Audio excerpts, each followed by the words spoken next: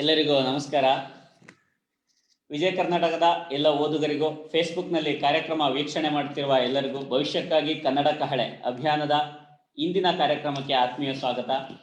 ಸ್ನೇಹಿತರೆ, ಪ್ರತಿದಿನ ನಾವು ಸಂಜೆ 6 ಗಂಟೆಗೆ ಈ ಕಾರ್ಯಕ್ರಮವನ್ನು ಆರಂಭ ಮಾಡ್ತಾ ಇದ್ವಿ. ಇವತ್ತು 4:35ಕ್ಕೆ ಶುರು ಮಾಡಿದ್ದೇವೆ. ಇದಕ್ಕೆ ಕಾರಣ ನಮ್ಮದೇ ಆದ ಇನ್ನೊಂದು ಕಾರ್ಯಕ್ರಮ ಬೆಂಗಳೂರು ಕಟ್ಟೋಣ ಬನ್ನಿ ಅಂತ. ಇದರ ಈ ಸರಣಿಯ ಎರಡನೇ ಕಾರ್ಯಕ್ರಮದ ಫೇಸ್ಬುಕ್ ಲೈವ್ 5:15 ಕೈಗಾರಿಕಾ ಸಚಿವ ಜಗದೀಶ್ ಶೆಟ್ಟರ್ ಅವರು ಬೆಂಗಳೂರಿನ ಕೈಗಾರಿಕೋದ್ಯಮಿಗಳ ಜೊತೆ ಇವತ್ತು ಸಂವಾದವನ್ನು ನಡೆಸ್ತಾರೆ. ಆ ಕಾರ್ಯಕ್ರಮ ಇರೋದ್ರಿಂದ ನಾವೀಗ ಬೇಗ ಆರಂಭ ಮಾಡಿದೀವಿ. ಇಂದಿನ ಕಾರ್ಯಕ್ರಮದ ಬಗ್ಗೆ ಮಾತಾಡೋಣ. ಸದೃಢ ಕನ್ನಡಿಗ ಸಶಕ್ತ ಕರ್ನಾಟಕ ಈ ಘೋಷವಾಕ್ಯದಡಿ ನವೆಂಬರ್ ಆರಂಭದಿಂದ ನಾವು ಈ ಅಭಿಯಾನವನ್ನ ನಡೆಸ್ತಾ ಇದ್ದೀವಿ. ಈ ಅಭಿಯಾನದ ಕೊನೆಯ ಚರಣದಲ್ಲಿ ನಾವಿದ್ದೀವಿ. ಇದು ಈ ಸರಣಿಯ 25ನೇ ಕಾರ್ಯಕ್ರಮ. ಈಗಾಗಲೇ ಹಲವು ಗಣ್ಯರು ಉದ್ಯೋಗ, ಶಿಕ್ಷಣ, ಆಡಳಿತ, ತಂತ್ರಜ್ಞಾನ ಮತ್ತಿತರ ವಿಚಾರಗಳಲ್ಲಿ ಕನ್ನಡಿಗರು, ಕನ್ನಡದ ಜನಪ್ರತಿನಿಧಿಗಳು, ಸರ್ಕಾರ ಏನ್ ಮಾಡಬೇಕು ಎಂಬ ಬಗ್ಗೆ ಬೆಳಕನ್ನ ಚೆಲ್ಲಿದ್ದಾರೆ. ಇವತ್ತು ಇಲ್ಲಿ ಮಂಡನೆ ಆಗ್ತಿರತಕ್ಕಂತಹ ವಿಚಾರ ಕನ್ನಡಿಗರಲ್ಲಿ ಉದ್ಯಮಶೀಲತೆಯನ್ನ ಬೆಳೆಸೋದ್ರಲ್ಲಿ ನವೋದ್ಯಮದ ಪಾತ್ರ. ಈ ಬಗ್ಗೆ ನಮ್ಮ ಇಂದಿನ ಅತಿಥಿ ಪವಮಾನ್ ಅಥಣಿ ಅವರು ಮಾತನಾಡ್ತಾರೆ. ಮೈಲಾಂಗ್ ಬುಕ್ ಸಂಸ್ಥೆಯ ಸ್ಥಾಪಕ ಮತ್ತೆ ಸಿಇಒ ಇವರು. ಸರ್ ನಮಸ್ತೆ. ನಮಸ್ಕಾರ. ನಮಸ್ಕಾರ. ಪವಮಾನ್ ಅಥಣಿ ಅವರು ದುರ್ಗದ ಅಸಾಮಾನ್ಯ ಪ್ರತಿಭೆ. ಚಿತ್ರದುರ್ಗದಲ್ಲೇ ವಿದ್ಯಾಭ್ಯಾಸ ಮಾಡಿರುವರು. ಎಲೆಕ್ಟ್ರಾನಿಕ್ಸ್ ಮತ್ತೆ ಕಮ್ಯುನಿಕೇಶನ್ ನಲ್ಲಿ ಬಿಟೆಕ್ ಅನ್ನ ಓದಿದ್ದಾರೆ. ಇವರ ವೃತ್ತಿ ಬಗ್ಗೆ ಹೇಳೋದಾದ್ರೆ IT ಉದ್ಯಮದಲ್ಲಿ ಇವರಿಗೆ 25 ವರ್ಷಗಳ ಅನುಭವ ಇದೆ. ಇವರ ವೃತ್ತಿಯ ಮೊದಲಾರ್ಧದಲ್ಲಿ ಇನ್ಫೋಸಿಸ್ ಸೇರಿದಂತೆ ಹಲವು ಬಹುರಾಷ್ಟ್ರೀಯ ಕಂಪನಿಗಳಲ್ಲಿ ದೇಶ ವಿದೇಶಗಳಲ್ಲಿ ಟೆಕ್ನಾಲಜಿ ಆಧಾರಿತ ಕೆಲಸಗಳನ್ನ ಇವರು ನಿರ್ವಹಣೆ ಮಾಡಿದ್ದಾರೆ. ಇನ್ನು ಇವರ ವೃತ್ತಿಯ ಉತ್ತರಾರ್ಧದಲ್ಲಿ IT ಉದ್ಯಮಿಯಾಗಿ ಸ್ವಂತ ಉದ್ಯಮಿಯಾಗಿ ಇವರು ಗುರುತಿಸಿಕೊಂಡಿದ್ದಾರೆ. 3 IT ಕಂಪನಿಗಳನ್ನ ಕಟ್ಟಿ ಬೆಳೆಸಿದ ಅನುಭವ ಇವ್ರದ್ದು. ಪ್ರಸ್ತುತ ಮೈಲಾಂಗ್ ಬುಕ್ಸ್ ಡಿಜಿಟಲ್ ಸಂಸ್ಥೆಯನ್ನ ಇವರು ಮುನ್ನಡೆಸ್ತಾ ಇದ್ದಾರೆ. ಮೈಲಾಂಗ್ ಬುಕ್ಸ್ ಸಂಸ್ಥೆ ಬಗ್ಗೆ ಹೇಳೋದಾದ್ರೆ ಕನ್ನಡದ ಪುಸ್ತಕಗಳನ್ನ ಡಿಜಿಟಲ್ ಮಾದರಿಯಲ್ಲಿ ಓದುಗರಿಗೆ ತಲುಪಿಸುವ ಕೆಲಸವನ್ನ ಈ ಸಂಸ್ಥೆ ಮಾಡ್ತಾ ಇದೆ. ಪುಸ್ತಕಗಳನ್ನ ಇ-ಬುಕ್ ಅಥವಾ ಆಡಿಯೋ ರೂಪದಲ್ಲಿ ಸ್ಮಾರ್ಟ್ಫೋನ್ ಅಥವಾ ಇಲೆಕ್ಟ್ರಾನಿಕ್ ಮಾಧ್ಯಮದ ಮೂಲಕ ಕರ್ನಾಟಕ, ಹೊರ ರಾಜ್ಯ ಅಥವಾ ವಿದೇಶಗಳಲ್ಲಿ ಇರತಕ್ಕಂತಹ ಓದುಗರು ಯಾವುದೇ ಭಾಗದಲ್ಲಿ ಇದ್ರೂ ಅವರಿಗೆ ಓದುವ ಅವಕಾಶವನ್ನ ಈ ಸಂಸ್ಥೆ ಕಲ್ಪಿಸ್ತಾ ಇದೆ. ಇನ್ನು ಇವರ ಪ್ರವೃತ್ತಿ ಬಗ್ಗೆ ಹೇಳೋದಾದ್ರೆ ಇವರ ಆಸಕ್ತಿ, ಆಲೋಚನೆ, ಕೆಲಸ ಇದೇನಿದ್ರು ಕನ್ನಡದ ಪುಸ್ತಕಗಳ ಸುತ್ತನೆ ಗಿರ್ಕಿ ಹೊಡಿತಾ ಇರುತ್ತೆ. ಕನ್ನಡ ಪುಸ್ತಕಗಳ ಓದುಗ ಇವರು. ಕನ್ನಡ ಪುಸ್ತಕಗಳ ಸಂಸ್ಕೃತಿಯ ಬಗ್ಗೆ ಅಪಾರವಾದ ಆಸಕ್ತಿಯನ್ನ ಮತ್ತೆ ಕಾಳಜಿಯನ್ನ ಇವರು ಹೊಂದಿದ್ದಾರೆ. ಒಂದು ಟೆಕ್ನಾಲಜಿ ಆಧಾರಿತ ಕನ್ನಡ ಪ್ರಕಾಶನ ಸಂಸ್ಥೆಯನ್ನ ಕಟ್ಟೋದ್ರ ಮೂಲಕ ಇವರು ಹಲವು ಕನಸುಗಳನ್ನ ಕಟ್ಕೊಂಡಿದ್ದಾರೆ ಅಂತ ಹೇಳ್ಬೋದು. ಕನ್ನಡ ಓದುಗರಿಗೆ ಎಲ್ಲ ಬಗೆಯ ಸಮಕಾಲೀನ ವಿಷಯಗಳ ಕುರಿತ ಪುಸ್ತಕಗಳನ್ನ ಕೊಡಬೇಕು. ಕತೆ ಮತ್ತು ಕತೆಗೆ ಹೊರತಾದಂತಹ ಪ್ರಕಾರಗಳಲ್ಲಿ, 2 ಪ್ರಕಾರಗಳಲ್ಲಿ ಹೊಸ ರೀತಿಯ ಪುಸ್ತಕಗಳನ್ನ ಕನ್ನಡಕ್ಕೆ ತರಬೇಕು. ಎಲ್ಲ ಪ್ರಕಾಶನಗಳ ಕನ್ನಡ ಪುಸ್ತಕಗಳನ್ನ ಹೆಚ್ಚು ಜನಪ್ರಿಯಗೊಳಿಸಬೇಕು. ಓದುಗರಿಗೆ ಕನ್ನಡ ಪುಸ್ತಕಗಳು ಸುಲಭವಾಗಿ ಸಿಗುವಂತೆ ಮಾಡಬೇಕು. ಮತ್ತೆ ಕನ್ನಡ ಬರಹಗಾರರಿಗೆ ಹೆಚ್ಚೆಚ್ಚು ಪ್ರೇರೇಪಣೆಯನ್ನ ಕೊಟ್ಟು ಅವರು ಬರವಣಿಗೆ ವೃತ್ತಿಯಲ್ಲಿ ಇನ್ನಷ್ಟು ಯಶಸ್ಸನ್ನ ತಂದುಕೊಡ್ಬೇಕು. ಈ ರೀತಿಯ ಕನಸುಗಳನ್ನ ಇವರು ಮೈಲಾಂಗ್ ಬುಕ್ಸ್ ಸಂಸ್ಥೆಯ ಮೂಲಕ ನನಸು ಮಾಡ್ಕೊಳ್ಳೋ ಪ್ರಯತ್ನದಲ್ಲಿ ನಿರತರಾಗಿದ್ದಾರೆ. ಈ ಎಲ್ಲ ವಿಚಾರಗಳ ಬಗ್ಗೆ ಪವಮಾನ್ ಅಥಣಿ ಅವರು ಇಂದು ನಮ್ಮೊಂದಿಗೆ ಹಂಚಿಕೊಳ್ತಾರೆ. ಅವರ ಮಾತುಗಳನ್ನ ಕೇಳೋದಕ್ಕೆ ನಾವು ಕೂಡ ಕುತೂಹಲ ಭರಿತರಾಗಿದ್ದೀವಿ. ನಿಮ್ಮ ಮಾತುಗಳನ್ನ ಆರಂಭಿಸಿ ಸರ್. ಧನ್ಯವಾದಗಳು. ತುಂಬಾ ಧನ್ಯವಾದಗಳು ಈ ಅವಕಾಶಕ್ಕಾಗಿ ಕಿರಣ್ ಅವರೇ ಮತ್ತು ಈ ಪರಿಚಯಕ್ಕೋಸ್ಕರ. ಇವತ್ತಿನ ದಿವಸ ನಾನು ಈ ನವೋದ್ಯಮಗಳು, ಸ್ಟಾರ್ಟ್ಅಪ್ಗಳು ಇವು ಯಾವ ರೀತಿಯಲ್ಲಿ ಭಿನ್ನವಾಗಿವೆ ಸಾಮಾನ್ಯವಾದ ಉದ್ಯಮಗಳಿಗಿಂತ, ಮತ್ತೆ ಈಗಿನ ಒಂದು ಕಾಲದಲ್ಲಿ, ಈಗಿನ ಒಂದು ಸಾಮಾಜಿಕ ಪರಿಸ್ಥಿತಿಯಲ್ಲಿ ಅವು ಹೇಗೆ ಪ್ರಾಮುಖ್ಯ ವಹಿಸ್ತವೆ, ಮತ್ತೆ ಹಿಂದೆಂದೂ ಇರದಂತ ದೊಡ್ಡ ಮಟ್ಟದಲ್ಲಿ ಇವತ್ತಿನ ಅವಕಾಶ ಇವುಗಳ ಸುತ್ತ ಯಾವ ರೀತಿ ಕನ್ನಡಿಗ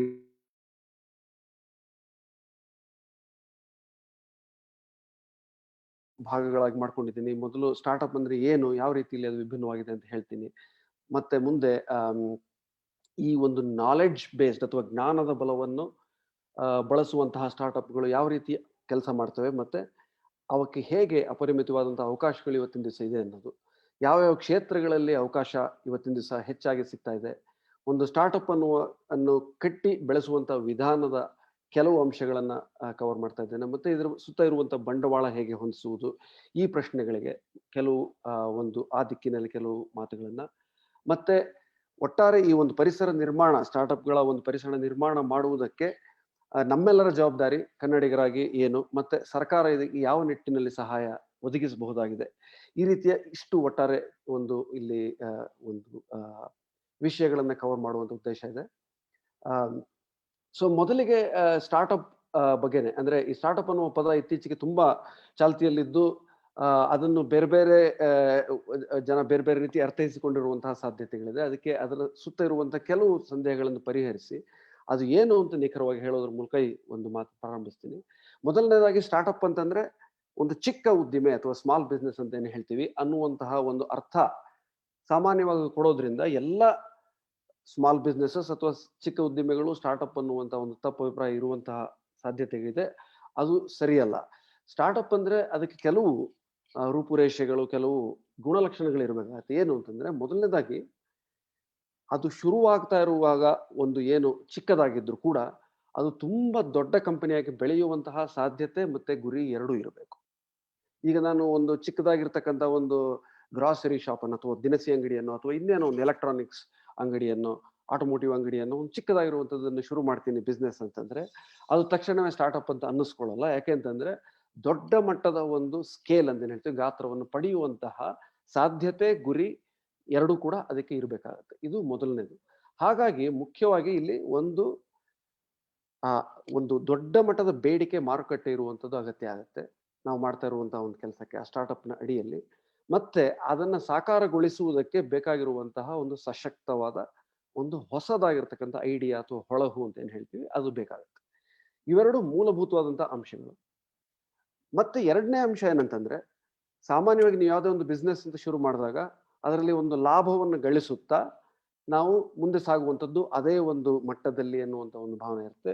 ಸ್ಟಾರ್ಟ್ಅಪ್ ನಲ್ಲಿ ಆ ರೀತಿ ಆಗಲ್ಲ. ಸ್ಟಾರ್ಟ್ಅಪ್ ವ್ಯಾವಹಾರಿಕ ಒಂದು ನೆಲೆಯಲ್ಲಿ ಲಾಭವನ್ನು ಗಳಿಸುವಂತ ಯಂತ್ರ ಅಲ್ಲ.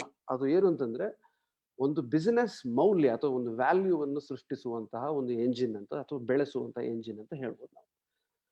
ಹಾಗಾಗಿ ಏನಾಗುತ್ತೆ, ಸ್ಟಾರ್ಟ್ಅಪ್ಗಳೆಲ್ಲವೂ ವ್ಯಾಲ್ಯೂಯೇಷನ್ ಅಥವಾ ವ್ಯಾಲ್ಯೂವನ್ನು ಹೆಚ್ಚುಗೊಳಿಸುವತ್ತ ಹೆಚ್ಚು ಗಮನ ಕೊಡ್ತಾ ಇರುತ್ತವೆ. ಅದು ಹೇಗೆ ಏನು ಅಂತ ಮುಂದೆ ನಾನು ಹೇಳ್ತಾ ಹೋಗ್ತೀನಿ. ಹಾಗಾಗಿ ಸಾಮಾನ್ಯವಾಗಿ ಸ್ಟಾರ್ಟ್ಅಪ್ ಒಂದು ಹಂತಕ್ಕೆ ಬೆಳೆದ ಮೇಲೆ 6 ವರ್ಷ, 7 ವರ್ಷ, 8 ವರ್ಷ, 10 ವರ್ಷ ಆಗ್ಬೋದು, ನಂತರ ಒಂದು ದೊಡ್ಡ ಕಂಪನಿಯೊಂದಕ್ಕೆ ಮಾರಲ್ಪಡುವುದು ನಾವು ಸಹಜವಾಗಿ ಕಾಣುವಂಥ ಪ್ರಕ್ರಿಯೆ. ಮತ್ತೆ ಹಾಗಾಗದೆ ಹೋದಲ್ಲಿ ಪಬ್ಲಿಕ್ ಫಂಡಿಂಗ್ ಅಥವಾ ಏನೊಂದು ಸ್ಟಾಕ್ ಮಾರ್ಕೆಟ್ನಲ್ಲಿ ಲಿಸ್ಟ್ ಆಗುವಂಥದ್ದು ಕೂಡ ನಡೀಬಹುದು. ಈ ರೀತಿಯಾದಂತಹ ಒಂದು ಎಕ್ಸಿಟ್ ಪ್ರಕ್ರಿಯೆ ಸ್ಟಾರ್ಟ್ಅಪ್ಗಳಿಗೆ ಇರುತ್ತೆ. ಅದನ್ನು ನಾವು ಗಮನದಲ್ಲಿ ಇಟ್ಕೋಬೇಕು. ಈ ಒಂದು ಸಂದರ್ಭದಲ್ಲಿ ಸ್ಟಾರ್ಟ್ಅಪ್ ಅನ್ನು ಹುಟ್ಟು ಹಾಕಿದಂಥವ್ರು, ಸಂಸ್ಥಾಪಕರು, ಒಂದು ಹಣವನ್ನು ಗಳಿಸುವಂತಹ ಒಂದು ಸಾಧ್ಯತೆ ಕೂಡ ಇರುತ್ತೆ ಈ ಒಂದು ಎಕ್ಸಿಟ್ ಆದಾಗ, ಅಂದ್ರೆ ದೊಡ್ಡ ಕಂಪನಿಗೆ ಮಾರಿದಾಗ ಅಥವಾ ಸ್ಟಾಕ್ ಮಾರ್ಕೆಟ್ ಅಲ್ಲಿ ಪಬ್ಲಿಕ್ ಫಂಡಿಂಗ್ಗೆ ಹೋದಾಗ. ಓಕೆ, ಸೊ ಹಾಗಾಗಿ ಮೂಲಭೂತವಾಗಿ ದೊಡ್ಡ ಉದ್ದಿಮೆಗಳಿಂದ ಹೇಗೆ ವಿಭಿನ್ನ ಸ್ಟಾರ್ಟ್ಅಪ್ಗಳಂತಂದ್ರೆ ಹೆಚ್ಚು ನಿಂಬಲ್ ಅಂತ ಹೇಳ್ತೀವಿ. ಅಂತಂದ್ರೆ ಹೆಚ್ಚಿನ ವೇಗದಲ್ಲಿ ಹೊಸ ಉತ್ಪನ್ನಗಳನ್ನ ನಿರ್ಮಿಸುವಂತಹ ಅಥವಾ ಇನೋವೇಷನ್ ಕೆಪಾಸಿಟಿ ಏನಿರುತ್ತೆ ಅಂತಹ ಒಂದು ಸಾಮರ್ಥ್ಯವನ್ನು ಹೊಂದಿರುತ್ತವೆ. ಮತ್ತು ಇದನ್ನು ಸಾಧ್ಯವಾಗಿಸಲು ಸಾಮಾನ್ಯವಾಗಿ ಸ್ಟಾರ್ಟ್ಅಪ್ಗಳು ತುಂಬಾ ಮುಂದುವರೆದಂತಹ ತಂತ್ರಜ್ಞಾನವನ್ನು ಬಳಸ್ತಾ ಇರತಕ್ಕಂಥದ್ದು ನಾವು ನೋಡ್ಬೋದು. ಹಾಗಾಗಿನೇ ಈ ಒಂದು ಎಲ್ಲ ಒಂದು ಅಂಶಗಳ ಮಿಶ್ರಣದಿಂದ ಅವು ಬಹು ಬೇಗ ಬೆಳೆಯುವಂತಹ ಸಾಮರ್ಥ್ಯವನ್ನು ಹೊಂದಿರುತ್ತೆ ಸ್ಟಾರ್ಟ್ಅಪ್ಗಳು. ಮತ್ತೆ ಇನ್ನೊಂದು ಅದಕ್ಕೆ ಒಂದು ಆಯಾಮ ಇರುತ್ತೆ. ಏನಂದ್ರೆ ಸ್ಟಾರ್ಟ್ಅಪ್ಗಳು ಸುಮ್ಮನೆ ಒಂದು ವ್ಯವಹಾರವನ್ನು ನಿರ್ಮಿಸದೆ ಅಥವಾ ಒಂದು ಬಿಸ್ನೆಸ್ ಅನ್ನು ಕಟ್ಟದೆ ಒಂದು ವಿಶಾಲ ಮಟ್ಟದಲ್ಲಿ, ದೊಡ್ಡ ಮಟ್ಟದಲ್ಲಿ ಉದ್ಯೋಗ ಸೃಷ್ಟಿಯ ಒಂದು ಸಾಮರ್ಥ್ಯವನ್ನು ಕೂಡ ಅದು ತನ್ನ ಒಂದು ಒಳಗಿನಲ್ಲೇ ಇಟ್ಕೊಂಡಿರುತ್ತೆ. ಸಾಕಷ್ಟು ಎಲ್ಲ ಸ್ಟಾರ್ಟ್ಅಪ್ಗಳು ಆಗದೆ ಹೋದ್ರೂ ಬಹಳಷ್ಟು ಸ್ಟಾರ್ಟ್ಅಪ್ಗಳಿಗೆ ಈ ತರ ಒಂದು ಆಯಾಮ ಇರೋದನ್ನ ನಾವು ನೋಡ್ಬೋದು. ಈಗ ಇದರಿಂದ ಅನುಕೂಲ ಏನು ಅಂತಂದ್ರೆ, ಒಂದು ಸಮಾಜದಲ್ಲಿ ಹೊಸ ಹೊಸ ಬಗೆಯ ಕೌಶಲ್ಯಗಳಿಗೆ ಅವಕಾಶವನ್ನು ನೀಡಬಲ್ಲಂತ ಇಲ್ಲಿ ಒಂದು ಸ್ಟಾರ್ಟ್ಅಪ್ಗಳಿಗೆ ಸಾಮರ್ಥ್ಯ ಇರೋದನ್ನು ನೋಡ್ತೇವೆ. ಹಾಗೇನೆ ಈಗಾಗಲೇ ಇರುವಂತಹ ಸಾಂಪ್ರದಾಯಿಕ ಕೌಶಲ್ಯಗಳಿಗೆ ಕೂಡ ಬೆಲೆಯನ್ನು ಕಲ್ಪಿಸಿ ಕೊಡಬಲ್ಲುವಂತಹ ಹೊಸ ದಾರಿಗಳನ್ನು ಕೂಡ ಅದು ಮಾಡಬಲ್ಲದು ಸ್ಟಾರ್ಟ್ಅಪ್ಗಳು. ಹೀಗೆ ಈಗ ಒಂದು ಚಿಕ್ಕ ಉದಾಹರಣೆ ಕೊಡ್ಬೇಕು ಅಂತಂದ್ರೆ, ಈಗ ನಾನು ನಡೆಸ್ತಿರತಕ್ಕಂಥ ಮೈಲ್ಯಾಂಗ್ ಬುಕ್ಸ್ ಅಂತ ಏನ್ ಹೇಳ್ತಾ ಇದ್ದೀವಿ, ಇದು ಇನ್ನೂ ಒಂದು ಆರಂಭಿಕ ಹಂತದಲ್ಲಿರುವಂತಹ ಸ್ಟಾರ್ಟ್ಅಪ್. ಆದರೆ ಇದರಲ್ಲಿರ್ತಕ್ಕಂಥ ಐಡಿಯಾಗಳು ಸಾಕಾರಗೊಂಡಾಗ ನಾವು ಹೊಸ ಹೊಸ ಬರಹಗಾರರಿಗೆ ಅವಕಾಶವನ್ನು ಕೊಡಬಹುದು, ಹೊಸ ಧ್ವನಿ ಕಲಾವಿದರಿಗೆ ಆಡಿಯೋ ಬುಕ್ಸ್ ಮಾಡೋದಕ್ಕೆ ಅವಕಾಶ ಕೊಡಬಹುದು, ಅಥವಾ ಹೊಸ ಚಿತ್ರಕಲೆಯ ಕಲಾವಿದರಿಗೆ ಅವಕಾಶ ಕೊಡಬಹುದು. ಈ ರೀತಿಯಾದಂಥ ಅವಕಾಶಗಳನ್ನು ಕಲ್ಪಿಸುವ ಒಂದು ಪೊಟೆನ್ಷಿಯಲ್ ಅಂತ ಏನ್ ಹೇಳ್ತೀವಿ ಅದನ್ನ ಒಳಗಡೆ ಅಡಗಿಸಿಕೊಂಡಿರುತ್ತೆ ಸ್ಟಾರ್ಟ್ಅಪ್ಗಳು ಅನ್ನತಕ್ಕಂಥದ್ದು. ಇದು ನೀವು ಜಗತ್ತಿನಾದ್ಯಂತ ಹೊಸ ಹೊಸ ಒಂದು ಎಕೋಸಿಸ್ಟಮ್ಗಳನ್ನೇ ಸ್ಪಿನ್ ಅಥವಾ ಸೃಷ್ಟಿಸಿರುವಂತಹ ಸಾಕಷ್ಟು ಸ್ಟಾರ್ಟ್ಅಪ್ಗಳ ಬಗ್ಗೆ ನೀವೆಲ್ಲ ಕೇಳಿರ್ತೀರ. ಈಗ ಓಲಾ, ಊಬರ್, ಸ್ವಿಗ್ಗಿ ಇವೆಲ್ಲವೂ ಇದಕ್ಕೆ ಉದಾಹರಣೆಗಳೇ. ಎಷ್ಟು ದೊಡ್ಡ ಮಟ್ಟದಲ್ಲಿ ಉದ್ಯೋಗ ಸೃಷ್ಟಿಸಿವೆ ಅಂತ ನೀವು ನೋಡ್ಬೋದು.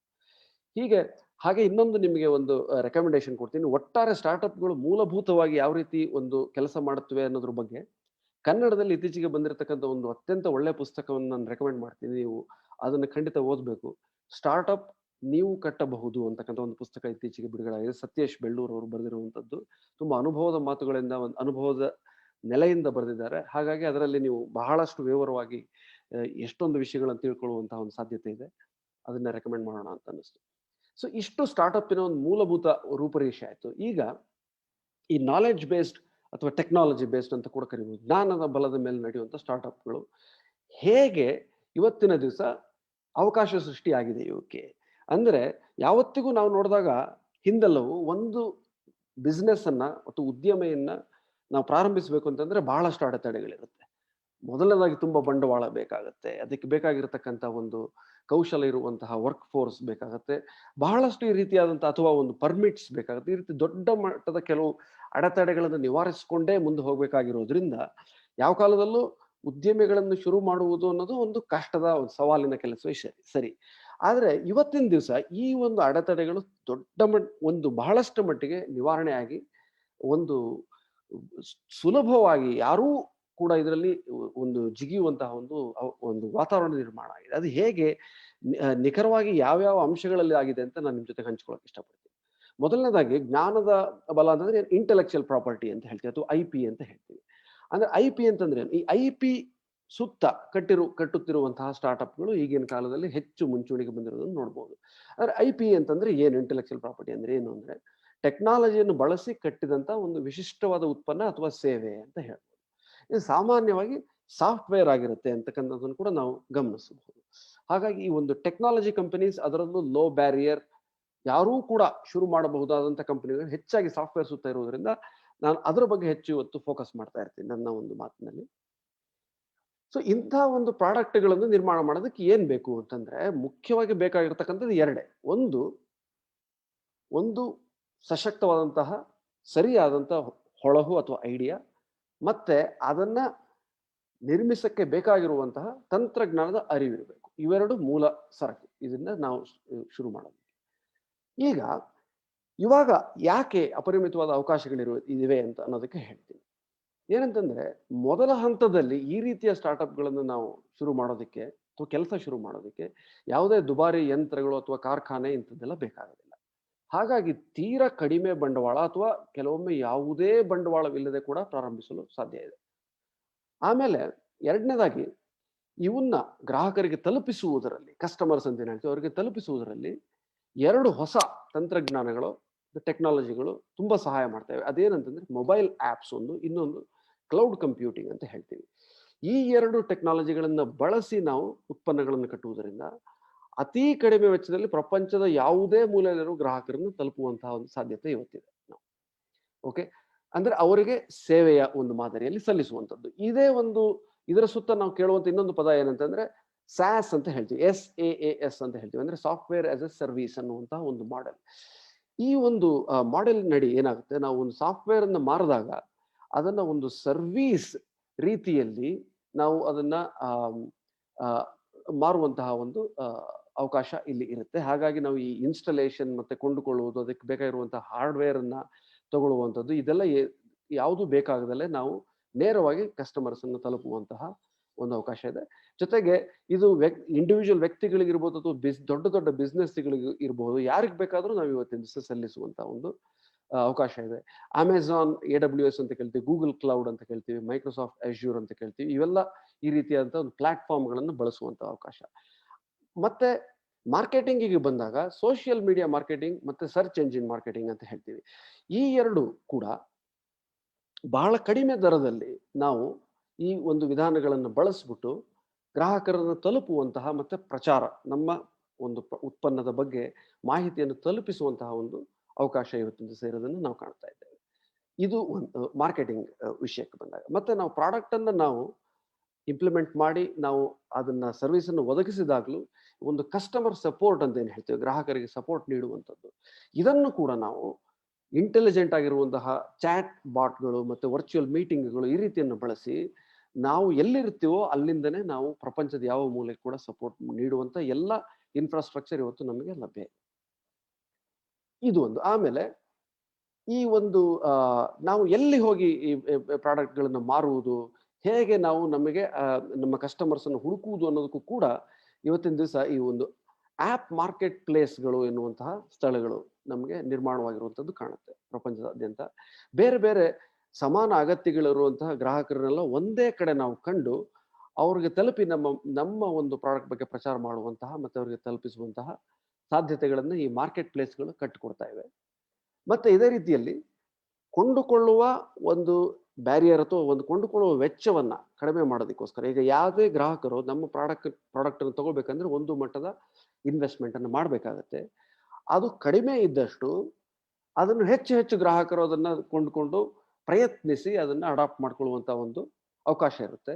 ಹಾಗಾಗಿ ಈಗ ಒಂದು ಸಬ್ಸ್ಕ್ರಿಪ್ಷನ್ ಮಾಡೆಲ್ ಅಂತಕ್ಕಂಥ ಒಂದು ಏನು ಒಂದು ಮಾದರಿ ಕ್ರಿಯೇಟ್ ಆಗಿದೆ. ಇದರ ಮೂಲಕ ಹೆಚ್ಚಿನ ಇನ್ವೆಸ್ಟ್ಮೆಂಟ್ ಇಲ್ಲದೆ ಒಂದು ತಿಂಗಳಿಗೆ ಇಷ್ಟು ಅನ್ನುವಂತಹ ಒಂದು ಫೀಯನ್ನು ಕೊಟ್ಟುಬಿಟ್ಟು ಅವರು ಪ್ರಾಡಕ್ಟ್ ಅನ್ನು ತೆಗೆದುಕೊಳ್ಳುವಂತಹ ಅಥವಾ ಸರ್ವಿಸ್ ಅನ್ನು ತೆಗೆದುಕೊಳ್ಳುವಂತ ಅವಕಾಶ ಇರುತ್ತೆ. ಇದು ಕೂಡ ಒಂದು ದೊಡ್ಡ ಕ್ರಾಂತಿಕಾರಿಯಾಗಿರ್ತಕ್ಕಂಥ ಒಂದು ವಿದ್ಯಮಾನ ಇದೆ. ಇದನ್ನು ಬಳಸಿಕೊಂಡು ಸಾಕಷ್ಟು ಕಂಪನಿಗಳು ಭಾರತದಲ್ಲಿ, ಕರ್ನಾಟಕದಲ್ಲಿ ಮೂಲೆ ಮೂಲೆಗಳಲ್ಲಿ ಹುಟ್ಟುತ್ತಾ ಇರೋದ್ರಿಂದ ನಾವು ಇವತ್ತು ಕಾಣ್ತಾ ಇದ್ದೇವೆ. ಇನ್ನು ದೊಡ್ಡ ಮಟ್ಟದಲ್ಲಿ ಇದರ ಬಗ್ಗೆ ಒಂದು ಮಾಹಿತಿ ಲಭ್ಯ ಆದಾಗ ಯಾರು ಕೂಡ ಇದರ ಒಂದು ಪ್ರಯೋಜನ ಪಡ್ಕೊಳ್ಬೇಕಾಗಿದೆ. ನೀವು ಎಲ್ಲೋ ಅಮೆರಿಕಾದಲ್ಲಿ ಇರಬೇಕು, ಇನ್ನೆಲ್ಲೋ ಯುರೋಪಲ್ಲಿ ಇರಬೇಕು, ಅಥವಾ ಇನ್ನೇನೋ ಬೆಂಗಳೂರಲ್ಲಿ ಇರಬೇಕು ಅಂತ ಕೂಡ ಇಲ್ಲ. ಅಂದ್ರೆ ನೀವು ಚಿಕ್ಕಮಗಳೂರಲ್ಲಿ ಇರ್ಬೋದು, ಚಿತ್ರದುರ್ಗದಲ್ಲಿ ಇರ್ಬೋದು, ಹುಬ್ಬಳ್ಳಿಯಲ್ಲಿ ಇರ್ಬೋದು, ಎಲ್ಲ ಇರ್ಬೋದು. ಅಲ್ಲಿಂದನೇ ನೀವು ಇದನ್ನೆಲ್ಲವಂತೂ ಮಾಡುವಂತ ಅವಕಾಶ ಇದೆ. ಇಷ್ಟು ಒಂದು. ಆಮೇಲೆ ನೀವು ಈ ಒಂದು ರೆಪ್ಯುಟೇಷನ್ ಸಂಬಂಧಪಟ್ಟಾಗಲೂ ಕೂಡ ನೀವು ಗ್ರಾಹಕರನ್ನ ತೃಪ್ತಿಪಡಿಸುವಂತಹ ನಿಮ್ಮ ಒಂದು ಪ್ರಾಡಕ್ಟ್ ಮೂಲಕ ಅದನ್ನೇ ಮುಖ್ಯವಾಗಿ ಫೋಕಸ್ ಆಗಿ ಇಟ್ಟುಕೊಂಡು ಮಾಡಿದಾಗ ಅದಕ್ಕೆ ಬೇರೆ ಗ್ರಾಹಕರು ನೀಡುವಂತಹ ರಿವ್ಯೂ, ಫೀಡ್ಬ್ಯಾಕ್ ಇವುಗಳನ್ನೆಲ್ಲ ನೋಡಿ ಅದರಿಂದಲೇ ನೀವು ಒಂದು ರೆಪ್ಯುಟೇಷನ್ ಅನ್ನ ಬಿಲ್ಡ್ ಮಾಡಿ ಕಟ್ಟಿಕೊಂಡು ಅದರ ಮೂಲಕ ಸುಲಭವಾಗಿ ಮಾರುವಂತ ಅವಕಾಶ ತುಂಬಾ ಈಗ ಎಲ್ಲ ಕಡೆ ಇರುವಂತದ್ದು ಕಾಣಿಸ್ತಾ ಇದೆ. ಹಾಗಾಗಿ ಇದಕ್ಕೆ ಯಾವುದೇ ಪ್ರಿವಿಲೇಜ್ ಇರಬೇಕಾಗಿಲ್ಲ. ಯಾವ ಒಂದು ಬ್ರ್ಯಾಂಡ್ ನೇಮ್ ಇಲ್ಲದೆಯೂ ನಿಮ್ಮನ್ನು ನೀವು ಸ್ಥಾಪಿಸಿಕೊಳ್ಳುವಂತ ಒಂದು ಅವಕಾಶ ಇಲ್ಲಿ ಕಾಣಿಸ್ತಾ ಇದೆ. ಹೀಗಾಗಿ ನಾನು ಹೇಳಿದಾಗ ಪ್ರಪಂಚದ ಯಾವ ಮೂಲೆಯಲ್ಲಿದ್ರೂ ನೀವು ಜಾಗತಿಕ ಮಾರುಕಟ್ಟೆಯನ್ನು ತಲುಪುವಂತಹ ಅವಕಾಶ. ಇಷ್ಟೆಲ್ಲ ಒಂದು ಅಂಶಗಳ ಒಂದು ಕಾಂಬಿನೇಷನ್ ಇಂದಾಗಿ ಇವತ್ತಿನ ದಿವಸ ನಾವು ಕರ್ನಾಟಕದಲ್ಲಿ ಕನ್ನಡಿಗರಿಗೆ ಅತಿ ಕಡಿಮೆ ಅಡೆತಡೆಗಳಿಂದ ಇಟ್ಟುಕೊಂಡು ನಾವು ಮುಂದುವರೆದು ಈ ಒಂದು ಸ್ಟಾರ್ಟ್ಅಪ್ಗಳನ್ನು ಕಟ್ಟುವಂತಹ ಒಂದು ಅವಕಾಶ ಇವತ್ತು ನಮಗೆ ಕಾಣಿಸ್ತಾ ಇದೆ. ಮತ್ತೆ ಎಂತೆಂಥ ಕ್ಷೇತ್ರಗಳಲ್ಲಿ ಇವತ್ತಿನ ಒಂದು ಅವಕಾಶ ಇದೆ ಅನ್ನೋದ್ರ ಬಗ್ಗೆ ನಾನು ಕೆಲವು ಮಾತುಗಳನ್ನು ಹೇಳಕ್ಕೆ ಇಷ್ಟಪಡ್ತೇನೆ. ಒಟ್ಟಾರೆ ನಾವು ಈಗ ಪ್ರಾಡಕ್ಟ್ಸ್ ಅಂತ ಹೇಳಿದಾಗ ಅದಕ್ಕೆ ಆ್ಯಪ್ಸ್ ಅಂತ ಕೂಡ ಕರೆಯುವಂಥ ಒಂದು ವಾಡಿಕೆ ಇತ್ತೀಚೆಗೆ ಬಂದಿರೋದನ್ನು ನಾವು ಕಾಣ್ಬೋದು. ಆ್ಯಪ್ಸ್ ಅಂತಂದ್ರೆ ಅದು ಮೊಬೈಲ್ ಆ್ಯಪ್ ಅಂತಾನೆ ಆಗಿರ್ಬೇಕಂತಿಲ್ಲ. ಅದು ನಾವು ಇಂಟರ್ನೆಟ್ ಮೂಲಕ ಕೊಡುವಂಥ ಯಾವುದೇ ಸೇವೆಗೆ ಕೂಡ ನಾವು ಆ್ಯಪ್ ಅಂತಲೇ ಕರೆಯುವಂಥ ಒಂದು ವಾಡಿಕೆ ಈಗ ಇತ್ತೀಚೆಗೆ ರೂಢಿಗೆ ಬಂದಿದೆ. ಸೊ ಈ ಆ್ಯಪ್ಸ್ ಅಲ್ಲಿ ಎರಡು ಮುಖ್ಯ ಒಂದು ವಿಧಗಳು ಕಾಣುತ್ತೆ. ಕನ್ಸ್ಯೂಮರ್ ಆ್ಯಪ್ಸ್ ಮತ್ತೆ ಬಿಸ್ನೆಸ್ ಆ್ಯಪ್ಸ್ ಅಂತ ಹೇಳಿ. ಕನ್ಸ್ಯೂಮರ್ ಆ್ಯಪ್ಸ್ ಅಂದ್ರೆ ನೀವೇ ಅನ್ಕೊಂಡ ಹಾಗೆ ಇಂಡಿವಿಜುವಲ್ ಆಗಿರುವಂಥ ವ್ಯಕ್ತಿಗಳಿಗೆ, ನನ್ನಂಥವ್ರಿಗೆ, ನಿಮ್ಮಂಥವ್ರಿಗೆ ನೇರವಾಗಿ ಒಂದು ಕೊಡುವಂತಹ ಉಪಯೋಗ ಆಗುವಂಥ ಪ್ರಾಡಕ್ಟ್ಸು. ಮತ್ತೆ ಬಿಸ್ನೆಸ್ ಆ್ಯಪ್ಸ್ ಅಂದ್ರೆ ವ್ಯಾಪಾರ ವಹಿವಾಟುಗಳಿಗೆ ಒಂದು ಅನುಕೂಲವಾಗುವಂತಹ ಒಂದು ವ್ಯವಸ್ಥೆಯನ್ನು ಕಟ್ಟಿಕೊಡುವಂಥ ಸಾಫ್ಟ್ವೇರ್ಗಳಿಗೆ ಬಿಸ್ನೆಸ್ ಆ್ಯಪ್ಸ್ ಅಂತೀವಿ. ಇವೆರಡೂ ಕೂಡ ದೊಡ್ಡ ಒಂದು ಮಟ್ಟದಲ್ಲಿ ಇವತ್ತಿನ ದಿವಸ ಅವಕಾಶ ಇದೆ. ಕನ್ಸ್ಯೂಮರ್ ಆ್ಯಪ್ಸ್ ನೀವು ನೋಡಿದಾಗ ನಿಮಗೆ ನಾನು ಈಗಾಗಲೇ ಹೇಳಿದಂಗೆ ಸ್ವಿಗ್ಗಿ, ಝೊಮ್ಯಾಟೊ, ಊಬರ್ ಇದೆಲ್ಲ ನೋಡಿರ್ತೀರ. ಈ ರೀತಿಯಾದಂತಹ ಒಂದು ಅಗ್ರಿಗೇಷನ್ ಮಾಡೆಲ್ ಅಂತ ಹೇಳ್ತೀವಿ. ಅಂತಂದ್ರೆ ನೀವು ಊಬರ್ನ ನೀವು ಪರಿಕಲ್ಪನೆ ಮಾಡ್ಕೊಂಡ್ರೆ ಅಥವಾ ಸ್ವಿಗ್ಗಿನ ತಗೊಳ್ಳಿ, ನಮ್ಮ ನಾಡಿನಲ್ಲಿರುವಂತಹ ಒಂದು ಇದನ್ನ ತಗೊಂಡ್ರೆ ನೀವು ಇದುವರೆಗೂ ಇಲ್ಲದಿದ್ದಂತ ಒಂದು ಅವಕಾಶವನ್ನು ಅದು ಸೃಷ್ಟಿಸಿತು. ಏನಂತಂದ್ರೆ ರೆಸ್ಟೋರೆಂಟ್ಗಳಿಂದ ಒಂದು ಫುಡ್ ಅನ್ನ ತೆಗೆದುಕೊಂಡು ಮನೆಗೆ ತಲುಪಿಸುವಂತಹ ಒಂದು ವ್ಯವಸ್ಥೆ ಏನಿದೆ ಅದನ್ನ ಮಾಡುವಂತ ಕೆಪಾಸಿಟಿ, ಸಾಮರ್ಥ್ಯ ಎಲ್ಲ ರೆಸ್ಟೋರೆಂಟ್ಸ್ಗಳಿಗೂ ಇರೋದಿಲ್ಲ. ಹಾಗಾಗಿ ಎಲ್ಲ ರೆಸ್ಟೋರೆಂಟ್ಗಳಿಗೂ ಆ ಒಂದು ಸಾಮರ್ಥ್ಯವನ್ನು ಆಡ್ ಮಾಡುವುದರ ಮೂಲಕ ಸಾವಿರಾರು ಲಕ್ಷಾಂತರ ಉದ್ಯೋಗಗಳನ್ನ ಅದು ಸೃಷ್ಟಿ ಮಾಡ್ತು. ಒಂದು ಆ ಒಂದು ಆಕ್ಯುಪೈ ಆಗಿಲ್ಲದೆ ಇರುವಂತಹ ಒಂದು ಸ್ಪೇಸ್ ಅಲ್ಲಿ ಅವರು ಒಂದು ಕ್ರಿಯೇಟಿವ್ ಆಗಿ ಯೋಚನೆ ಮಾಡಿದ್ರೆ ಅದು ಮಾಡಕ್ ಸಾಧ್ಯವಾಯಿತು. ಈ ರೀತಿಯಾದಂತಹ ಅಗ್ರಿಗೇಷನ್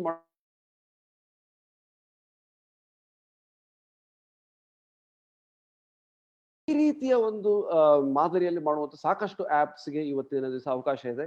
ತುಂಬಾ ಬರುವಂತ ಸ್ಟಾರ್ಟ್ಅಪ್ಸ್ ಇದೇ ಒಂದು ನಿಟ್ಟಿನಲ್ಲಿ ಬರ್ತಾ ಇರತಕ್ಕಂಥದ್ದು ನಾವು ನೋಡ್ಬೋದು. ಅದು ಬಿಟ್ರೆ ಇ ಕಾಮರ್ಸ್ ಅಂತ ಏನು ಹೇಳ್ತೀವಿ ಅಂತಂದ್ರೆ ನಾವು ಆನ್ಲೈನ್ ಅಲ್ಲಿ ಆರ್ಡರ್ ಮಾಡಿ ತಗೊಳ್ಳುವಂತಹ ಒಂದು ಮಾರ್ಕೆಟ್ ಪ್ಲೇಸ್ಗಳನ್ನು ಸೃಷ್ಟಿಸುವಂತಹದ್ದು. ಈಗ ನಾವು ಇಲ್ಲೇ ನಾವು ಕರ್ನಾಟಕದ ಉದಾಹರಣೆ ತಗೋಬೇಕಂದ್ರೆ, ಈಗ ಬೇರೆ ಬೇರೆ ಹಳ್ಳಿಗಳಲ್ಲಿ ಮತ್ತೆ ಪುಟಾಣಿ ಊರುಗಳಲ್ಲಿ ಬೇರೆ ಬೇರೆ ರೀತಿಯ ಕೌಶಲ್ಯ ಇರುವಂತ ಜನ ಇರ್ತಾರೆ. ಆರ್ಟ್ಸ್ ಅಂಡ್ ಕ್ರಾಫ್ಟ್ಸ್ ಇರ್ಬೋದು, ಅವುಗಳಿಗೆಲ್ಲ ಒಂದು ಮಾರುವ ಅವಕಾಶ ಕಲ್ಪಿಸುವಂತಹ ಒಂದು ಮಾರ್ಕೆಟ್ ಪ್ಲೇಸ್ ಸೃಷ್ಟಿ ಮಾಡ್ಬೋದು ಉದಾಹರಣೆಗೆ. ಈ ರೀತಿಯಾದಂತಹ ಸಾಕಷ್ಟು ಅವಕಾಶಗಳು ಇವತ್ತಿನ ದಿವಸ ನಮಗೆ ಕಾಣಿಸ್ತಾ ಇದೆ. ಇದು ಕನ್ಸ್ಯೂಮರ್ ಆಪ್ಸ್ ನಲ್ಲಿ. ಮತ್ತೆ ಇದು ಸರ್ವಿಸಸ್ ಕೂಡ ಆಗ್ಬೋದು. ಇವತ್ತಿನ ದಿವಸ ನೀವು ನೋಡ್ತಾ ಇದ್ದಂಗೆ ಯೋಗ ಇನ್ಸ್ಟ್ರಕ್ಟರ್ ಬೇಕು ಅಂತಂದ್ರೆ ಅವಾಗ ಅವರನ್ನು ಹುಡುಕಿ ನಮ್ಮ ಮನೆಗೆ ಕರೆಸಿಕೊಳ್ಳುವಂತಹ ಒಂದು ವ್ಯವಸ್ಥೆ ಕಟ್ಟಿಕೊಡುವಂತಹ ಒಂದು ಆ್ಯಪ್ ಆಗ್ಬೋದು. ಇದು ಕೆಲವು ಉದಾಹರಣೆಗಳನ್ನು ಹೇಳ್ತಾ ಇದ್ದೀನಿ. ಹೀಗೆ ಬೇರೆ ಬೇರೆ ರೀತಿಯಾದಂತಹ ಅವಕಾಶಗಳು ಕನ್ಸ್ಯೂಮರ್. ಇನ್ನು ಬಿಸ್ನೆಸ್ ಆ್ಯಪ್ಸಿಗೆ ಬಂದಾಗ ಬೇರೆ ಬೇರೆ ಇಂಡಸ್ಟ್ರಿಗಳಿಗೆ ನಾವು ಈ ಎಜುಕೇಶನ್ ಇರ್ಬೋದು, ಫೈನಾನ್ಷಿಯಲ್ ಸರ್ವಿಸಸ್ ಇರ್ಬೋದು, ಅಥವಾ ಹಣಕಾಸು ಸೇವೆಗಳು, ವೈದ್ಯಕೀಯ, ಮೆಡಿಕಲ್ ರಿಸರ್ಚ್ ಇರ್ಬೋದು, ಕೈಗಾರಿಕೆ, ಮೀಡಿಯಾ, ಈ ರೀತಿಯಂತ ಬೇರೆ ಬೇರೆ ಒಂದು ಇಂಡಸ್ಟ್ರಿಗಳಿಗೆ ಅನುಕೂಲ ಮಾಡಿಕೊಡುವಂತಹ ಸಾಕಷ್ಟು ಆ್ಯಪ್ಗಳನ್ನು ಕಟ್ಟುವ ಅವಕಾಶ ಇದೆ.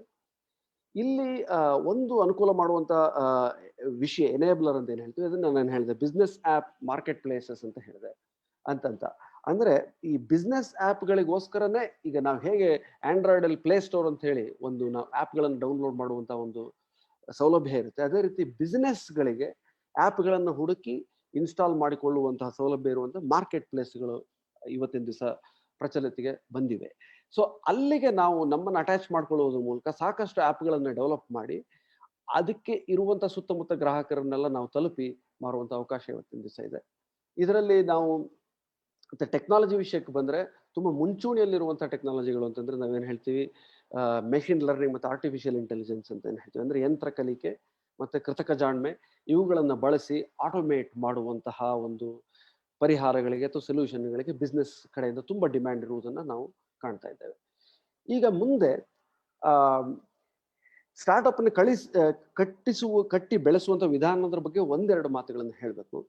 ಇದರಲ್ಲಿ ಇನ್ನೊಂದು ಅಂಶ ಏನಂತಂದ್ರೆ, ಮುಂಚೆ ನಾವು ಪೂರ್ತಿಯಾಗಿ ಒಂದು ಪ್ರಾಡಕ್ಟ್ ಅನ್ನ ಲ್ಯಾಬ್ ಅಲ್ಲಿ ಕೋಟ್ಯಾಂತರ ರೂಪಾಯಿಗಳ ಖರ್ಚು ಮಾಡಿ ತಯಾರಿಸಿ ಅದನ್ನು ಮ್ಯಾನುಫ್ಯಾಕ್ಚರ್ ಮಾಡಿ ನಂತರವೇ ಮಾರ್ಕೆಟಿಗೆ ಹೋಗುವಂತಹ ಒಂದು ವ್ಯವಸ್ಥೆ ಇತ್ತು. ಈಗ ಆ ಒಂದು ಅಡೆತಡೆ ನಮಗಿರೋಲ್ಲ. ಅಂದ್ರೆ ನಾವು ಈಗ ಮಿನಿಮಮ್ ವಯಬಲ್ ಪ್ರಾಡಕ್ಟ್ ಅಥವಾ MVP ಅನ್ನುವಂಥ ಒಂದು ಕಾನ್ಸೆಪ್ಟ್ ಎಲ್ಲ ಕಡೆಗೆ ನಾವು ಬಳಕೆ ಆಗ್ತಾ ಇದೆ. ಅಂತಂದ್ರೆ ನೀವು ಅತ್ಯಂತ ಸರಳವಾದ ಯಾವ ಪ್ರಾಡಕ್ಟ್ ಅನ್ನ ಮಾರ್ಕೆಟಿಗೆ ತೆಗೆದುಕೊಂಡು ಹೋಗಬಹುದು ಸುಲಭವಾಗಿ, 6 ತಿಂಗಳು 1 ವರ್ಷದಲ್ಲೇ ನೀವು ಮಾರ್ಕೆಟಿಗೆ ತಗೊಂಡು ಹೋಗ್ಬೋದು. ಅದನ್ನ ಮೊದಲು ಮಾಡಿ ಮಾರುಕಟ್ಟೆಯಲ್ಲಿ ಗ್ರಾಹಕರ ಮುಂದೆ ಇಟ್ಟು ಅವರ ಬಳಕೆಯಿಂದ ಫೀಡ್ಬ್ಯಾಕ್ ಅನ್ನು ಪಡೆದು ನಾವು ಪ್ರಾಡಕ್ಟ್ ಅನ್ನ ಮತ್ತೆ ಬೆಳೆಸಿಕೊಂಡು ಹೋಗುವಂತಹ ಒಂದು ವಿಧಾನ ಏನಿದೆ, ಇದನ್ನೇ ನಾವೆಲ್ಲರೂ ಇವತ್ತಿನ ದಿವಸ ಒಂದು ಅನುಸರಿಸಬೇಕಾಗಿರುವಂತಹ ಮಾರ್ಗ ಅಂತ ನಾನು ನಿಮಗೆ ಸಲಹೆ ಕೊಡಕ್ಕೆ ಇಷ್ಟಪಡ್ತೀನಿ. ಇದರಲ್ಲಿ ಏನಂದ್ರೆ, ನೀವು ಮೊದಲೇನೆ ಹೆಚ್ಚಿನ ಒಂದು ಇನ್ವೆಸ್ಟ್ಮೆಂಟ್ ಇಲ್ಲದಲ್ಲೇ ಶುರು ಮಾಡಿ ಕಸ್ಟಮರ್ ಫೀಡ್ಬ್ಯಾಕ್ ಅನ್ನು ನಾವು ಒಳಪಡಿಸಿಕೊಳ್ಳುತ್ತಾ ಮಾಡೋದ್ರಿಂದ ಒಳ್ಳೆ ಪ್ರಾಡಕ್ಟ್ ಅನ್ನು ಕ್ರಿಯೇಟ್ ಮಾಡುವಂತ ಅವಕಾಶ. ಮತ್ತೆ ಟೆಕ್ನಾಲಜಿಯ ಟೀಮ್ ಏನಿರುತ್ತೆ ಅದು ತುಂಬಾ ಗಟ್ಟಿಯಾಗಿರ್ತಕ್ಕಂಥದ್ದು ತುಂಬಾ ಅಗತ್ಯ. ಯಾಕೆಂತಂದ್ರೆ ಸ್ಟಾರ್ಟ್ಅಪ್ ನಾನು ಹೇಳ್ದಂಗೆ ಇವತ್ತಿನ ದಿವಸ ಅದು 4, 5, 10 ಕಸ್ಟಮರ್ ಇದ್ರು ಮುಂದೆ ಅದು 1000 ಕಸ್ಟಮರ್ಸ್ ಇದ್ರು ಅದು ನಿಲ್ಲಬೇಕು. ಆ ರೀತಿಯಾದಂತಹ ಒಂದು ಕಟ್ಟಣೆ ಅಥವಾ ಆರ್ಕಿಟೆಕ್ಚರ್ ಅಂತ ಏನು ಹೇಳ್ತೀವಿ ಅದನ್ನ ಕಟ್ಟುವಂತಹ ಸಾಮರ್ಥ್ಯ ಉಳ್ಳ ಒಂದು ಟೀಮ್ ಜೊತೆಗೆ ಶುರು ಮಾಡೋದು ಒಳ್ಳೆಯದು. ಮತ್ತೆ ಟೀಮ್ ಅಂತ ನಾನು ಹೇಳಿದಾಗ ಇದರಲ್ಲಿ ಒಬ್ರು ಇರ್ಬೋದು, ಇಬ್ರು ಇರ್ಬೋದು, 3 ಜನ ಇರ್ಬೋದು. ತುಂಬಾ ಚಿಕ್ಕ ಟೀಮ್ ಜೊತೆಗೇನೆ ನಾವು ಶುರು ಮಾಡ್ತಕ್ಕಂಥದ್ದು ಹೆಚ್ಚಿನ ಒಂದು ಜಾಣ್ಮೆ ಆಗುತ್ತೆ. ದೊಡ್ಡ ಟೀಮನ್ನು ತಗೊಂಡು ಹೈರ್ ಮಾಡಿ ಖರ್ಚು ಮಾಡೋದಕ್ಕಿಂತ ಮುಂಚೆ ನಾವು ಪ್ರಾಡಕ್ಟ್ ಅನ್ನು ಮಾರ್ಕೆಟ್ಗೆ ತೆಗೆದುಕೊಂಡು ಹೋದ ಕಡೆ ಹೆಚ್ಚು ಗಮನ ಕೊಡುವಂಥದ್ದು. ಇಷ್ಟೆಲ್ಲ ಇಟ್ಟುಕೊಂಡು ಆಮೇಲೆ ಹೆಚ್ಚಿನ ಕಸ್ಟಮರ್ಸ್ ಅನ್ನು ಗಳಿಸುವುದು ಹೇಗೆ ಅನ್ನೋದ್ರ ಬಗ್ಗೆ ಗಮನ ಹೆಚ್ಚಿರಬೇಕು. ನಾವು ಇದರಲ್ಲೇ ಲಾಭ ಮಾಡ್ಬೋದಾ ಅನ್ನೋದನ್ನ ಮುಂಚೆನೆ ಸ್ಟಾರ್ಟ್ಅಪ್ಗಳು ಯೋಚನೆ ಮಾಡೋದು ಸರಿಯಲ್ಲ. ನಾವು ಹೆಚ್ಚು ಕಸ್ಟಮರ್ಗಳನ್ನು ಗಳಿಸಿದ ಮೇಲೆ ನಾನು ಹೇಳಿದಾಗೆ ಕಂಪನಿಯ ಮೌಲ್ಯ ಹೆಚ್ಚಾಗುತ್ತೆ. ಆಮೇಲೆ ನಾವು ಹೂಡಿಕೆಯನ್ನು ನಾವು ಸೆಳೆಯಬಹುದು ನಮ್ಮ ಕಡೆಗೆ, ಮತ್ತೆ ಬೆಳೆಯೋದಕ್ಕೆ ಅವಕಾಶಗಳಿರುತ್ತೆ. ಇಷ್ಟನ್ನೆಲ್ಲ ನಾವು ಹಾಗೇನೆ ಬಂಡವಾಳ ಕಡಿಮೆ ಬೇಕು ಅಂತ ಹೇಳಿದೆ, ಆದರೆ ಯಾವುದೋ ಒಂದು ಸಮಯಕ್ಕೆ ನಾವು ದೊಡ್ಡದಾಗಿ ಬೆಳೆಯೋದಕ್ಕೆ ಬಂಡವಾಳದ ಅಗತ್ಯ ಖಂಡಿತ ಇರುತ್ತೆ. ಅದು ಮುಂದಿನ ವಿಷಯ ಹೇಳ್ತೀನಿ. ಬಟ್ ಅದನ್ನು ಕೂಡ ನಾವು ಗಮನದಲ್ಲಿ ಇಟ್ಕೊಂಡಿರ್ಬೇಕಾಗತ್ತೆ ಸ್ಟಾರ್ಟ್ಅಪ್ಸ್. ಇನ್ನು ಬಂಡವಾಳಕ್ಕೆ ಬಂದಾಗ, ಬಂಡವಾಳ ಅಂತಂದಾಗ ಮುಂಚೆ ಎಲ್ಲ ಒಂದು ಸಾಂಪ್ರದಾಯಿಕವಾಗಿ ನಮಗೆ ಗೊತ್ತಿರುವ ವಿಷಯ ಏನಂತಂದ್ರೆ ಬ್ಯಾಂಕಿಗೆ ಹೋಗೋದು, ಸಾಲ ತೆಗೆದುಕೊಳ್ಳೋದು, ಮತ್ತೆ ಕಂಪನಿ ಮಾಡೋದು ಅಂತ ಹೇಳಿ. ಇದು ಒಂದು ಓಲ್ಡ್ ಮಾಡೆಲ್ ಅಂತ ಹೇಳ್ತೀನಿ. ಇದು ದೊಡ್ಡ ಕಂಪನಿಗಳು ಈಗಲೂ ಮಾಡ್ತಕ್ಕಂಥದ್ದೇ. ಆದರೆ ಸ್ಟಾರ್ಟ್ಅಪ್ಗಳು ಯಾವತ್ತು ಈಕ್ವಿಟಿ ಫೈನಾನ್ಸಿಂಗ್ ಅಂತ ಏನು ಹೇಳ್ತೀವಿ ಅದನ್ನು ನಾವು ಬಳಸ್ಕೊಳ್ಳತಕ್ಕಂಥದ್ದು ಒಳ್ಳೆಯದು. ಅಂತಂದ್ರೆ ನಾವು ಹೂಡಿದ ಒಂದು ಬಂಡವಾಳಕ್ಕೆ ಪ್ರತಿಯಾಗಿ ಕಂಪನಿಯಲ್ಲಿ ಪಾಲುದಾರಿಕೆಯನ್ನು ಕೊಡುವಂತಹ ಒಂದು ವ್ಯವಸ್ಥೆ. ಹಾಗಾಗಿ ಕಂಪನಿ ಮುಂದೆ ಅದು ಯಾವುದೋ ಒಂದು ಕಾರಣದಿಂದ ಯಶಸ್ವಿ ಆಗಲಿಲ್ಲ ಅಂತಂದ್ರೆ ನೀವು ಅವಾಗ ಸಾಲದ ಹೊರೆಯನ್ನು ತೆಗೆದುಕೊಳ್ಬೇಕು ಆಗೋದಿಲ್ಲ. ಹೂಡಿದವರು ಕಂಪನಿಯ ಒಂದು ಪಾಸಿಬಿಲಿಟೀಸ್ ಏನಿದೆ ಅಂತ ನೋಡಿ ನಂಬಿಕೆ ಆಧಾರದ ಮೇಲೆ ಅದನ್ನು ಕೊಟ್ಟಿರ್ತಾರೆ. ಹಾಗಾಗಿ ಅದರ ಯಶಸ್ಸು ಮತ್ತು ಸೋಲು ಎರಡರಲ್ಲೂ ಅವ್ರ ಪಾಲಿರುತ್ತೆ. ಈ ರೀತಿಯಾದಂಥ ಒಂದು ಇದನ್ನು ತಗೊಳ್ಳೋದು ಒಳ್ಳೆಯದು.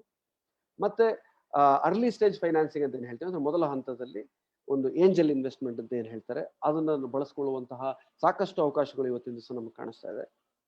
ಅದಕ್ಕೆ ಅನುಗುಣವಾಗಿ ಸಾಕಷ್ಟು ನೆಟ್ವರ್ಕ್ಗಳು ಕೂಡ ಇರುತ್ತೆ. ಹಾಗಾಗಿ ಅದನ್ನೆಲ್ಲ ಬಳಸ್ಕೊಂಡು ನಾವು ರೈಸ್ ಮಾಡೋ ಒಂದು ಬಂಡವಾಳವನ್ನು ಹೊಂದಿಸ್ಕೋಬಹುದು. ಹಾಗೆಯೇ ಇನ್ಕ್ಯುಬೇಷನ್ ಮತ್ತೆ ಆಕ್ಸಿಲರೇಟರ್ ಅಂತ ಹೇಳಿ 2 ಪ್ರೋಗ್ರಾಮ್ಗಳು ಕೂಡ ಈ ರೀತಿಯ ಪ್ರೋಗ್ರಾಮ್ಗಳು ಇವತ್ತಿನ ದಿವಸ ನಾವು ಚಾಲ್ತಿಯಲ್ಲಿರೋದು ನೋಡ್ಬೋದು. ಇದು ಗೌರ್ಮೆಂಟ್ಗಳು ಕೂಡ ಎಷ್ಟೋ ಕಡೆಗೆ ಇದಕ್ಕೆ ಒಂದು ಕೊಡುಗೆಯನ್ನು ಕೊಡುವಂತಹ ಒಂದು ಇದು ಬರ್ತಾ ಇದೆ ಇವಾಗೆಲ್ಲ. ಕರ್ನಾಟಕದ ಸ್ಟಾರ್ಟ್ಅಪ್ ಒಂದು ಇನಿಷಿಯೇಟಿವ್ ಪ್ರೋಗ್ರಾಮ್ನಲ್ಲಿ ಇದಕ್ಕೆಲ್ಲ ಅನುಕೂಲ ಮಾಡಿಕೊಟ್ಟಿತ್ತು 2015 2020ವರೆಗೂ. ಇನ್ನು ಮುಂದುವರೆದು ಇನ್ನು ಪ್ರೋಗ್ರಾಮ್ಸ್ ಬರ್ತಾ ಇವೆ ಅದರಲ್ಲಿ. ಸೊ ಈ ಇನ್ಕ್ಯುಬೇಷನ್ ಅಂತಂದ್ರೆ ಏನಂತಂದ್ರೆ ನೀವು ಒಂದು ಮೊದಲು ಐಡಿಯಾ ಇದೆ, ಅದನ್ನು ಪ್ರಾಡಕ್ಟ್ ಮಾಡಬೇಕು. ಅದಕ್ಕೋಸ್ಕರ ನೀವು ನಿಮ್ಮ ಸಮಯವನ್ನು ಕೊಡಬೇಕಾಗತ್ತೆ. ಹಾಗಾಗಿ ನೀವು ಯಾವುದೋ ಒಂದು ಕಂಪನಿಯಲ್ಲಿ ಕೆಲಸದಲ್ಲಿ ಇದ್ಕೊಂಡು ಮಾಡೋದಕ್ಕಾಗಲ್ಲ. ಸೊ ಹಾಗಾಗಿ ನಿಮಗೆ ಸಂಬಳ ಬರ್ತಾ ಇಲ್ಲ. ನೀವು 6 ತಿಂಗಳು ಕೂತ್ಕೊಂಡು ಕೆಲಸ ಮಾಡಬೇಕು. ನಿಮ್ಗೇನೋ ಒಂದು ಸಾಫ್ಟ್ವೇರ್ ಬೇಕಾಗುತ್ತೆ, ಒಂದು ಕಂಪ್ಯೂಟರ್ ಬೇಕಾಗುತ್ತೆ, ಒಂದು ಚಿಕ್ಕ ಆಫೀಸ್ ಸ್ಪೇಸ್ ಬೇಕಾಗುತ್ತೆ.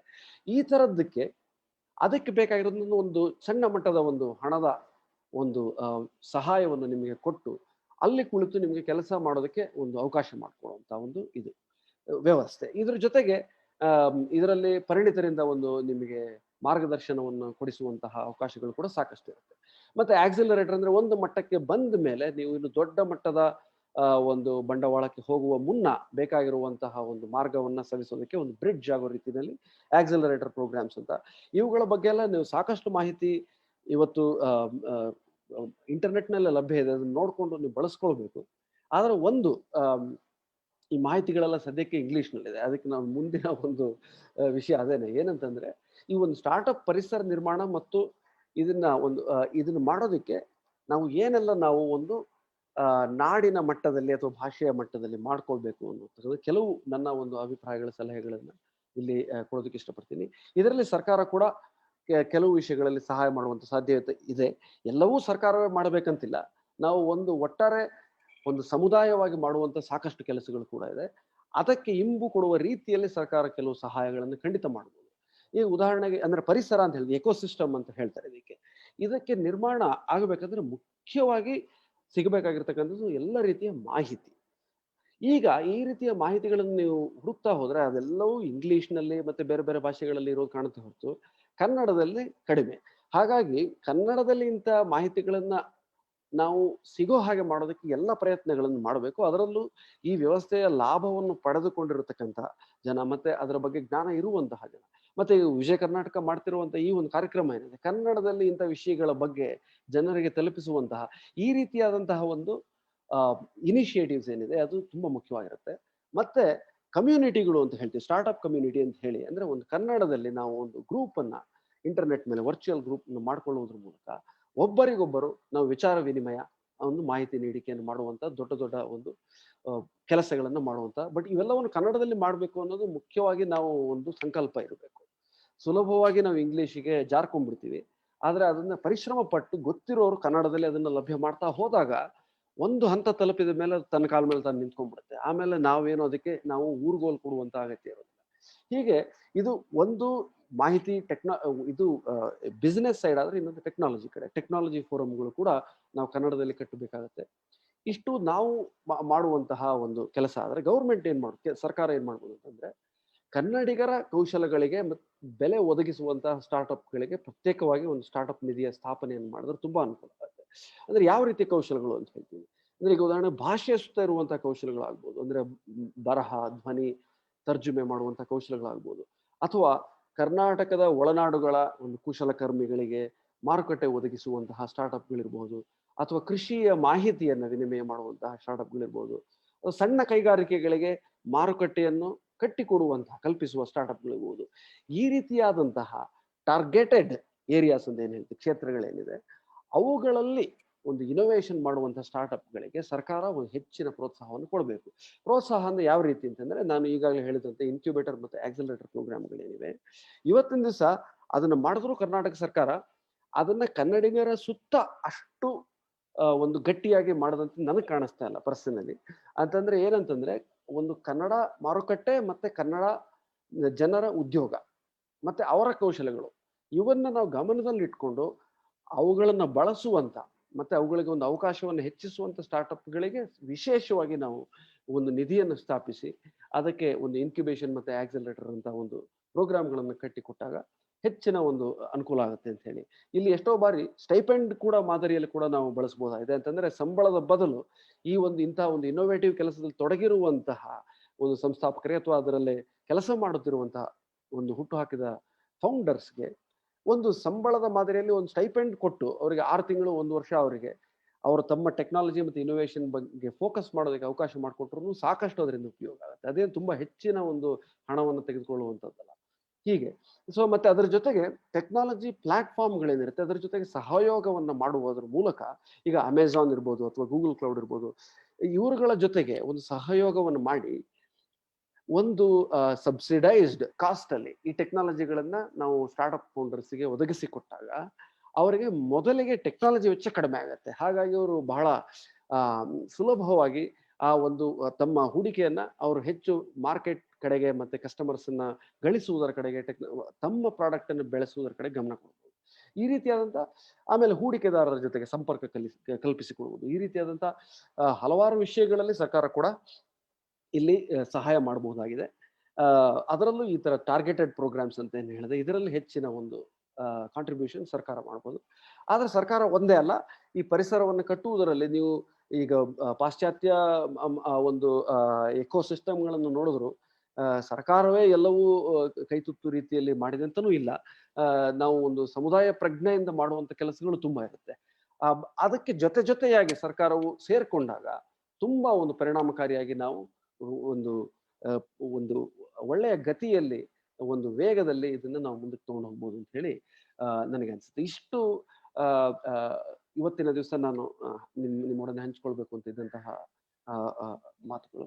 ಈ ಒಂದು ಅವಕಾಶ ಕೊಟ್ಟಿದ್ದಕ್ಕಾಗಿ ವಿಜಯ ಕರ್ನಾಟಕಕ್ಕೆ ಧನ್ಯವಾದಗಳು. ಇದರಿಂದ ನಿಮ್ಗೆ ಸ್ವಲ್ಪವಾದ್ರೂ ಮಾಹಿತಿ ಸಿಕ್ಕು ಪ್ರಯೋಜನ ಆಗಿದೆ ಅಂತ ಆಶಿಸ್ತೀನಿ. ಇದರ ಮುಂದೆ ನೀವೇ ಸ್ಟಾರ್ಟ್ಅಪ್ ಕಟ್ಲಿ ಅನ್ನೋ ಒಂದು ವಿಶ್ ಜೊತೆಗೆ ಮಾತನ್ನ ಮುಗಿಸ್ತಾ ಇದ್ದೇನೆ. Thank you. ಎಲ್ಲರಿಗೂ ಕೇಳಿದವರಿಗೆ ಧನ್ಯವಾದಗಳು. ಸರ್, ತುಂಬಾ ಉಪಯುಕ್ತ ಮಾಹಿತಿಗಳನ್ನ ತಿಳಿಸ್ಕೊಟ್ರಿ. ಈ ಕನ್ನಡ ಪುಸ್ತಕಕ್ಕೆ ಸಂಬಂಧಿಸಿದಂಗೆ ಸ್ಟಾರ್ಟ್ಅಪ್ಗಳು ಮತ್ತೆ ನಿಮ್ಮ ಏನು ಮೈಲ್ಯಾಂಗ್ ಬುಕ್ ಸ್ಟಾರ್ಟ್ಅಪ್ ಇದೆಯಲ್ಲ ಅದ್ರ ಬಗ್ಗೆ ಶಾರ್ಟ್ ಆಗಿ ಹೇಳ್ಬೋದಾ, ಒಂದ್ 2 ನಿಮಿಷದಲ್ಲಿ? ಖಂಡಿತ ಹೇಳ್ಬೋದು. ಮೈಲ್ಯಾಂಗ್ ಬುಕ್ಸ್ ಅನ್ನೋದೇನಿದೆ, ಇದು ಒಂದು ಆಧುನಿಕ modern technology based publishing platform ಅಂತ ಹೇಳಿದೆ. ಸೊ ಪಬ್ಲಿಷಿಂಗ್ ಅಂತಂದಾಗ ಒಂದು ಹೊಸ ಬರಹಗಾರರಿಗೆ ಅವಕಾಶಗಳನ್ನು ಕೊಟ್ಟು ಪುಸ್ತಕಗಳನ್ನು ತುಂಬಾ ಸುಲಭವಾಗಿ ಪಬ್ಲಿಷ್ ಮಾಡುವಂತಹ ಒಂದು ಅವಕಾಶ ಕಲ್ಪಿಸಿಕೊಡುವಂಥದ್ದು ಇಲ್ಲಿದೆ. ಎರಡನೇದು, ಈಗಾಗಲೇ ಇರುವಂತಹ ಪುಸ್ತಕಗಳು ಅಂದ್ರೆ ಮುದ್ರಿತ ಮಾದರಿಯಲ್ಲಿ ಇರುವಂತಹ ಪುಸ್ತಕಗಳಿಗೂ ಕೂಡ ನಾವು ಇ ಬುಕ್ ಮತ್ತೆ ಆಡಿಯೋ ಬುಕ್ ಮುಖಾಂತರ ಜನರನ್ನು ಸುಲಭವಾಗಿ ತಲುಪುವಂತಹ ಒಂದು ಅಂಶ ಇಲ್ಲಿದೆ. ಎರಡನ್ನು ನಾವು ಮಾಡ್ತಾ ಹೊರಟಿದ್ದೀವಿ. ಈಗ ನಾವು ಈ ಒಂದು ಮೈಲ್ಯಾಂಗ್ ಆಪ್ ಅಥವಾ ಈಗ mylang.in ಅಂತಕ್ಕಂಥ ಒಂದು ವೆಬ್ಸೈಟ್ಗೆ ನೀವು ಹೋದ್ರೆ mylang.in ಅಂತ ನಿಮಗೆ ಅಲ್ಲಿ ನೋಡ್ಬೋದು. ನೀವು ಈಗಾಗಲೇ ನಾವು 500ಕ್ಕೂ ಹೆಚ್ಚು ಪುಸ್ತಕಗಳು ಅಲ್ಲಿ ಇ ಬುಕ್ ಡಿಜಿಟಲ್ ಮಾದರಿಯಲ್ಲಿ, ಅದರಲ್ಲೂ ಒಂದು 30-35 ಆಡಿಯೋ ಪುಸ್ತಕಗಳು ಕೂಡ ಇರೋದನ್ನು ನೀವು ಕಾಣಬಹುದು. ಸೊ ಗ್ರಾಹಕರಾಗಿ ನೀವು ಹೋಗಿ ಆಪ್ ಮುಖಾಂತರ ಅದನ್ನು ನೀವು ಖರೀದಿಸಿ ಕ್ಷಣ ಮಾತ್ರದಲ್ಲಿ ಯಾವ ಪುಸ್ತಕವನ್ನು ಓದೋ ಹಾಗೆ ಮಾಡಬೇಕು ಅನ್ನೋದು ಒಂದು ಮುಖ್ಯವಾದಂಥದ್ದು. ಏಕೆ ಅಂತಂದ್ರೆ ಕನ್ನಡ ಪುಸ್ತಕಗಳಿಗೆ ಬಂದಾಗ ಅಲ್ಲಿ ಮುಖ್ಯವಾಗಿ ಇದ್ದಿದ್ದು ಒಂದು ಸಂಕಷ್ಟ ಏನು ಅಂತಂದ್ರೆ, ಒಂದು ವಿತರಣೆ ವ್ಯವಸ್ಥೆ ಏನಿದೆ, ಡಿಸ್ಟ್ರಿಬ್ಯೂಷನ್ ಚಾನಲ್ ಅಂತ ಹೇಳ್ತೀವಿ, ಅದರಲ್ಲಿ ಸಾಕಷ್ಟು ಒಂದು ಸವಾಲುಗಳಿತ್ತು. ಕನ್ನಡದಲ್ಲಿ ಈಗಲೂ ಕೂಡ ಇದೆ. ಇದನ್ನ ನಿವಾರಣೆಗೋಸ್ಕರ ನಾವು ಟೆಕ್ನಾಲಜಿಯನ್ನು ಬಳಸಬಹುದೇ ಅನ್ನುವಂಥದ್ದು ಮೂಲ ಆಶಯ ಇಲ್ಲಿ.